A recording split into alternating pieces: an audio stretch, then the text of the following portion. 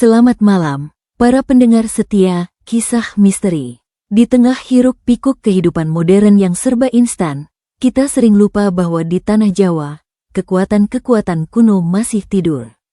Mereka tidur di bawah akar-akar pohon yang tua, di dasar danau yang pekat, dan di lereng-lereng gunung yang diselimuti kabut. Malam ini, kita akan mengisahkan sebuah cerita tentang ambisi, putus asa, dan sebuah utang yang tidak bisa dilunasi dengan uang. Sebuah utang yang hanya bisa dibayar dengan sesuatu yang jauh lebih berharga. Bersiaplah, karena kita akan mengikuti jejak Ragil Setalangit, seorang ayah yang terjebak dalam perjanjian gelap di lereng Gunung Kawi, di mana setiap kekayaan yang diterima memiliki harga yang mengerikan. Ragil Setalangit adalah pria yang dibangun dari tenaga dan mimpi. 10 tahun yang lalu, dengan modal pas-pasan dan tekad baja, ia mendirikan usaha tekstil kecil di kota Malang. Usahanya berkembang, dari mesin jahit tunggal menjadi gudang dengan puluhan pekerja. Ia mampu membeli rumah sederhana dan memberikan kehidupan yang layak untuk putri sematawayangnya, Kirana Purnadi. Namun, takdir berbelok arah.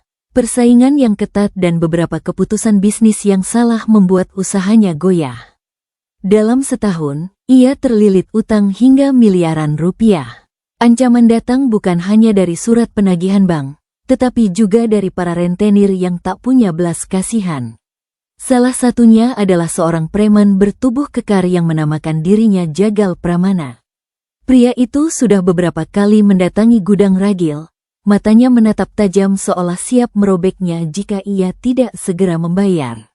Suatu malam, setelah Jagal Pramana pergi dengan ancaman akan mencelakai Kirana, Ragil duduk termenung di sebuah warung kopi remang-remang. Ia merogoh saku celananya, menemukan sebuah foto usang yang terlipat. Itu adalah foto Kirana yang tersenyum lebar, dengan gigi ompong yang lucu. Air mata Ragil tak terasa menetes. Apa jadinya putri kesayangannya jika ayahnya benar-benar hancur? Di tengah keputusasaan yang hampir melahapnya bulat-bulat, seorang teman lamanya, Darman, duduk di depannya. "Ragil, kau terlihat seperti mayat hidup," kata Darman pelan, suaranya serak dari asap rokok. Ragil hanya mengangkat bahu, tatapannya kosong menatap cangkir kopi hitam di depannya. Darman mendekat, suaranya berubah menjadi bisikan konspiratif. "Aku tahu jalan keluarmu. Tapi ini bukan jalan yang biasa. Ada sebuah kekuatan di lereng Gunung Kawi, di hutan Wening Larang. Mereka bisa memberikan apa saja yang kau inginkan. Kekayaan, kejayaan, semuanya." Ragil menatapnya skeptis. "Dukun-dukun palsu?" Darman menggeleng. "Bukan. Ini lebih dari itu. Ini adalah perjanjian langsung dengan penghuni lereng." Tapi, Darman berhenti. Matanya tajam menatap Ragil, harganya tidak murah. "Ada yang harus kau korbankan." Di tengah keputusasaan, ancaman Jagal Pramana yang bisa mencelakai Kirana, dan hasrat untuk melihat putrinya sekolah di tempat terbaik, kata "mengorbankan" terdengar seperti tawaran yang bisa dinegosiasikan. "Aku mau," kata Ragil dengan suara serak, penuh penyesalan namun tak ada jalan lain. "Aku mau apapun harganya." 3 hari kemudian, saat bulan sabit tergantung tipis seperti sabit yang tajam di langit, Ragil mengikuti Darman memasuki hutan Wening Larang. Suasana di sana berubah drastis. Udaranya terasa berat, pekat, dan dingin menusuk tulang, seolah penuh dengan entitas tak kasat mata yang mengawasi setiap langkah mereka dengan tatapan penuh selidik. Pepohonan tua yang menjulang tinggi tampak seperti raksasa tertidur, dengan cabang-cabang yang menjulur seperti tangan-tangan kering yang ingin mencengkeram. Suara jangkrik dan serangga malam yang biasa ramai, tiba-tiba berhenti saat mereka melangkah lebih dalam, meninggalkan kesunyian yang mencekam. "Jangan bicara sembarangan di sini," bisik Darman, napasnya terlihat sebagai uap putih di udara dingin. "Gunung ini punya penghuni yang tidak suka diganggu." Mereka berhenti di sebuah clearing tersembunyi. Di tengahnya, terdapat sebuah sendang yang airnya tampak hitam pekat, tak memantulkan cahaya bulan sama sekali. Itulah sendang Tirta Hitam Wengi. Seorang pria tua berjubah hitam sudah menunggu di sana. Wajahnya keriput penuh usia, tapi matanya tajam dan bersinar seperti bara di kegelapan. Dia adalah Ki Ganda Pramana, sang perantara. Ragil Seta Langit, kata pria itu tanpa menatap Ragil, suaranya anehnya menggema di tengah kesunyian. Kau datang untuk meminta kekayaan. Ragil menelan ludah, tenggorokannya terasa kering. Iya, Ki Ganda Pramana tertawa pelan, suaranya seperti gesekan daun kering. Kekayaan bukanlah sesuatu yang datang begitu saja. Apa yang kau siapkan sebagai gantinya? Tanpa pikir panjang, Ragil menjawab, apapun. Malam itu, Ragil menjalani ritual yang mengerikan. Ia berendam di air dingin sendang tirta hitam wengi yang menusuk hingga ke tulang. Ia mengucapkan mantra-mantra dalam bahasa Jawa kuno yang tak ia mengerti, suaranya bergetar ketakutan. Ia menyerahkan sesajen berupa darah ayam hitam yang memercik ke air hitam, menciptakan riak kecil yang seolah menelan darah tersebut. Di tengah ritual, ia merasakan kehadiran lain. Sesuatu yang kuno, kuat, dan sangat lapar. Suara serak yang bukan suara Ki Ganda Pramana terdengar jelas di kepalanya, bukan dari telinga, melainkan dari dalam benaknya. Kami mengabulkan permintaanmu, tapi ingat, perjanjian ini terikat dengan darah. Dan darah selalu meminta darah. Bab 3 Harga dari Kemewahan. Keajaiban itu terjadi dengan cepat dan menakjubkan. Dalam seminggu setelah ritual, perusahaan tekstil Ragil yang sekarat mendadak kebanjiran pesanan. Klien-klien besar dari luar negeri yang sebelumnya menolaknya kini berlomba-lomba memberikan proyek. Uang mengalir seperti air bah, tak terbendung. Ragil membeli mobil baru, rumah mewah di kawasan elit, dan mendaftarkan putrinya, Kirana, ke sekolah internasional yang pernah ia janjikan. Ia melihat Kirana berlari-lari di halaman rumah baru mereka, tertawa bahagia dengan mainan barunya, dan untuk sesaat, Ragil merasa seperti raja di dunianya sendiri. Tapi, kerajaan itu dibangun di atas tanah berlumpur yang berdenyut. Mimpi buruk mulai menyergapnya setiap malam. Ia selalu berada di hutan gelap yang sama, dikelilingi suara bisikan yang memanggil namanya dengan lembut namun mengancam.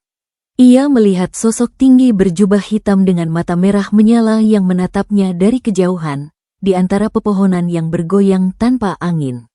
Teror itu merembet ke rumah barunya yang megah. Lampi di lorong sering berkedip sendiri. Udara terasa dingin menusuk meski semua jendela tertutup rapat dan AC mati. Yang paling mengerikan, putranya, Kirana, sering terbangun dengan teriakan ketakutan di tengah malam.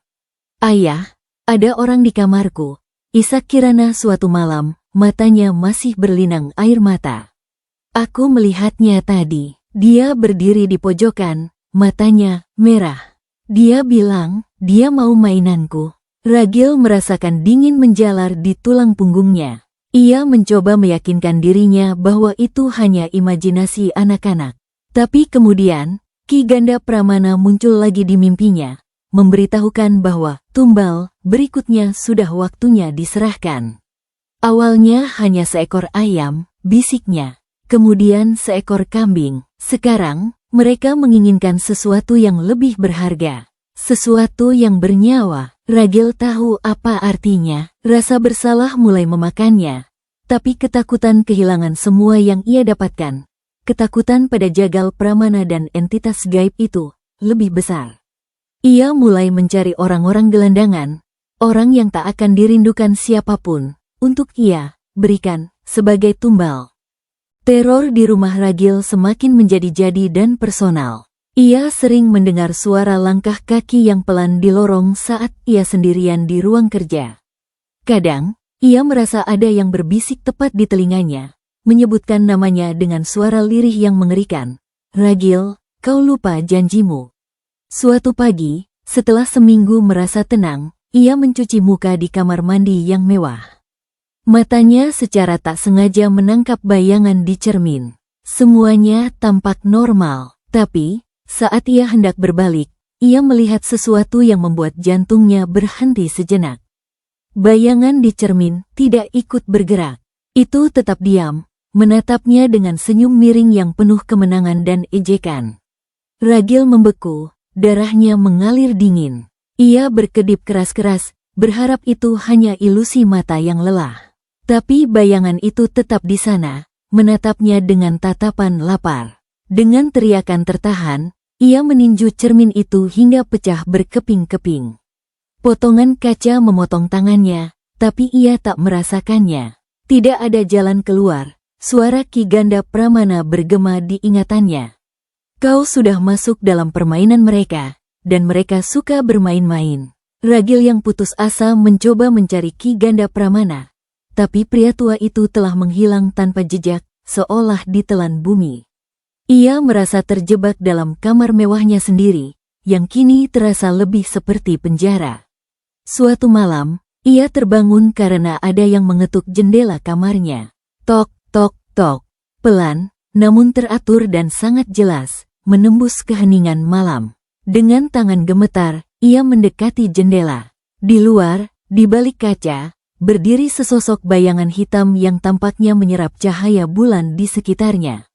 Sosok itu tinggi dan kurus, dan di kegelapan malam, sepasang mata merah menyala menatapnya langsung. Lampu di kamar Ragil berkedip-kedip dengan hebat sebelum akhirnya padam, meninggalkannya dalam kegelapan total dengan teror yang menatap dari balik kaca. Ragil tak lagi punya tempat berlari. Teror mengikutinya kemanapun ia pergi. Suatu hari, saat mengemudi bersama Kirana, ia melihat sosok bermata merah itu di kaca spion, tersenyum miring. "Ayah, aku takut," bisik Kirana dari kursi belakang, suaranya gemetar. Ragil menekan pedal gas lebih dalam, berharap bisa menjauh dari teror itu. Tapi tidak peduli seberapa cepat mobilnya melaju, sosok itu tetap di sana, di spion, bahkan semakin mendekat. Tiba-tiba, ban mobilnya meletus dengan suara yang sangat keras dan mobilnya oleng sebelum akhirnya menepi ke pinggir jalan. Ragil dan Kirana selamat, tapi ketakutan telah merasuk ke dalam tulang mereka.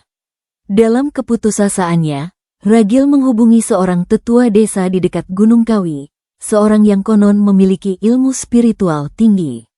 Pria tua itu, Ki Sembara Wungu, menyambutnya di sebuah rumah kayu sederhana dengan pandangan tajam yang seolah bisa melihat isi hatinya. "Kau telah membuat perjanjian dengan Ratri Petak Ireng," kata pria itu tenang. "Entitas yang lapar di lereng Kawi. Tumbal yang kau berikan, bukan sembarang tumbal, bukan?" Ragil mengangguk lemah.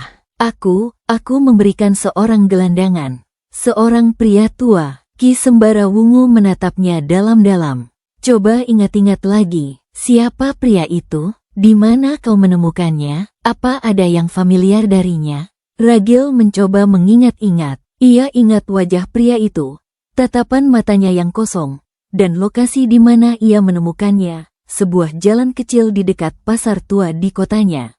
Ia ingat pria itu sering berbicara sendiri, mengatakan bahwa ia sedang mencari anaknya yang tidak pernah mengakuinya. "Anaknya tidak pernah mengakuinya," bisik Ragil. Tiba-tiba, sebuah kilas memori singkat dari masa kecilnya muncul. Ia melihat ibunya menangis sambil memegang foto seorang pria. "Kenapa bapak pergi, Bu?" tanya Ragil kecil. Dia tidak mau tanggung jawab, Nak." Sebuah kenyataan yang mengerikan menghantamnya seperti petir di siang bolong. Pria yang ia korbankan mungkin adalah ayahnya sendiri. "Kutukan ini bukan hanya dari Ratri Petak Ireng," kata Ki Sembara Wungu seolah membaca pikirannya. "Ini adalah kutukan darah. Kau telah mengorbankan darahmu sendiri. Mereka tidak akan pernah berhenti menagih, karena ikatan darah adalah yang terkuat."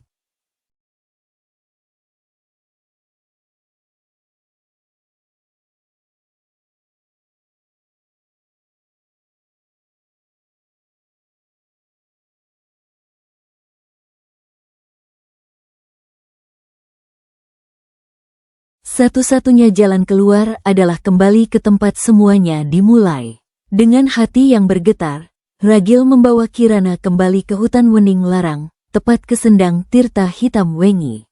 Malam itu, bulan tidak bersinar, hanya kegelapan pekat dan kabut tebal yang menyelimuti hutan. "Ayah, aku takut," bisik Kirana, menggenggam erat tangan ayahnya. Ayah juga, nak, tapi kita harus selesaikan ini. Sesampainya di sana, Ragil mulai melakukan ritual pembersihan yang diajarkan oleh Ki Sembara Wungu. Ia membakar kemenyan, menyiramkan air bunga, dan membaca doa-doa pembersihan dengan suara yang bergetar. Tiba-tiba, udara di sekelilingnya menjadi sangat dingin, jauh lebih dingin dari malam biasa. Dari kabut tebal di atas sendang, muncullah sosok yang paling ia takuti. Sosok tinggi berjubah hitam dengan mata merah menyala, Ratri Petak Ireng. Dan di sampingnya, berdiri sosok lain yang membuat Ragil jatuh tersungkur. Itu adalah pria tua yang ia korbankan, ayahnya, Den Bagus Seta. Ayah, isak Ragil, air mata mengalir deras membasahi tanah. Den Bagus Seta menatapnya dengan pandangan kosong, namun di dalam kekosongan itu ada kesedihan yang mendalam. Kau mengorbankanku untuk dunia, bisik suaranya seperti angin. Sekarang, kau harus mengorbankan duniamu untuk menebusnya. Ratri Petak Ireng melangkah maju, suaranya bergema di seluruh keliling, membuat pepohonan bergetar. Kami telah memberimu kekayaan, dan kini kau ingkar janji? Aku akan membayar, seru Ragil sambil berlutut, melindungi Kirana di belakangnya. Tapi lepaskan anakku. Dia tidak tahu apa-apa. Ratri Petak Ireng tertawa, suaranya seperti kaca yang pecah. Ada harga untuk segalanya. Kau harus menyerahkan semua yang telah kami berikan. Kekayaan, rumah, mobil, semuanya. Kau harus kembali menjadi tidak ada apa-apanya. Hanya itu yang bisa memutuskan ikatan darah ini. Tanpa ragu, Ragil mengangguk. Aku bersedia, ambil semuanya, ambil harta. Ambil nama, ambil martabatku, tapi biarkan anakku hidup tenang. Beberapa bulan setelah kejadian itu, hidup Ragil berubah total. Seluruh kekayaannya lenyap seolah ditelan bumi. Rumah mewahnya diambil alih bank, bisnisnya bangkrut, dan teman-temannya yang dulu memujainya kini menjauh. Anaknya, Kirana, kini tinggal bersamanya di sebuah rumah kontrakan sederhana di pinggir kota. Anehnya, di tengah penderitaan itu, Ragil merasa lebih damai dari sebelumnya. Mimpi buruknya berhenti. Kirana bisa tidur nyenyak tanpa bangun dengan teriakan ketakutan. Mereka harus memulai hidup dari nol lagi, tapi kali ini, mereka melakukannya bersama. Suatu sore, mereka duduk di lantai rumah kontrakan mereka, makan nasi pecel dari piring yang sama. Kirana tertawa mendengar lelucon yang Ragil ceritakan. Di mata putrinya, Ragil melihat kebahagiaan yang tulus, sebuah kebahagiaan yang tidak bisa dibeli oleh uang sebanyak apapun. Suatu pagi, saat Ragil berjalan kaki menuju pabrik di mana ia kini bekerja sebagai buruh biasa, ia melihat seorang pria tua duduk di trotoar seberang jalan. Pria itu mengenakan pakaian compang camping, tapi sorot matanya jernih. Saat pria itu menatapnya, ia tersenyum. Senyuman yang lembut dan penuh kelegaan. Meskipun hanya sesaat, Ragil tahu itu adalah ayahnya. Bayangan itu kemudian menghilang menjadi butiran cahaya di bawah sinar matahari pagi. Ragil berdiri di tepi jalan dengan air mata mengalir di pipinya.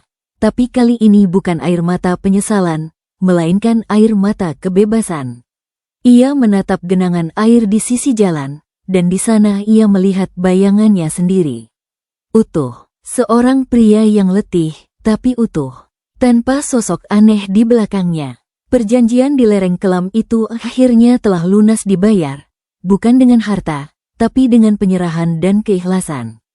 Dan untuk pertama kalinya dalam bertahun-tahun, Ragil Seta Langit akhirnya merasa benar-benar bebas.